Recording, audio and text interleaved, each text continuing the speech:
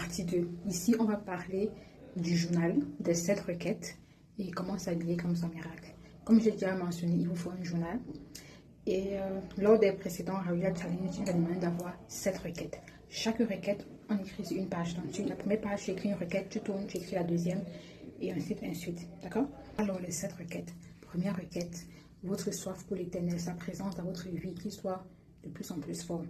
Deuxième requête, que pendant ce Hallelujah Challenge, que on puisse vraiment gagner beaucoup d'âmes, genre que beaucoup d'âmes puissent se convertir et se retourner vers le Christ.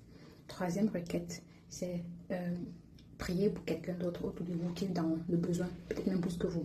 Vous êtes peut-être une soeur qui cherche à avoir un enfant, un parent qui est malade, je ne sais pas quoi, bref, quelqu'un dans votre entourage qui a besoin de prières, de miracles.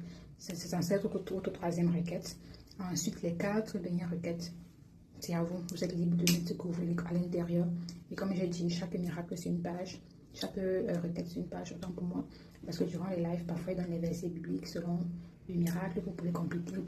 C'est aussi pour que, si pendant cette période, le Saint-Esprit vous parle, vous pouvez aussi mettre le message sur la page selon la requête. Maintenant, comment s'habiller comme son miracle? Comment combiner son déguisement, genre plusieurs miracles en un. Par exemple, si votre gros miracle, c'est le travail et le mariage, vous pouvez mettre une bague et vous habiller en responsable. Vous êtes responsable du travail, la bague qui symbolise le mariage. Si vous cherchez un visa pour voyager, vous pouvez prendre un papier plié comme ça. Ça représente votre passeport. Vous écrivez la passeport.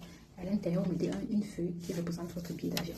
Si vous priez pour la guérison, votre guérison vient de quelqu'un autour de vous, vous pouvez peut-être avoir une feuille. Vous écrivez sur ça, rapport médical, le nom de la personne. Vous écrivez que telle maladie a été soignée ou bien a été... Genre, il faut juste être créatif. Si votre miracle, c'est un commerce, vous pouvez tenir une clé en main, vous coller une feuille, genre la clé de la boutique. C'est un exemple. Donc, vous pouvez être créatif comme vous voulez. Dieu connaît vos requêtes. Donc, c'est juste une manière de manifester ça dans le réel. Mais c'est juste d'imaginer, si Dieu répond à ma requête, à quoi est-ce que je vais ressembler? Et vous vous habillez, bien vous vous déguisez de cette manière. Si votre prière, c'est l'enfant, portez votre bébé.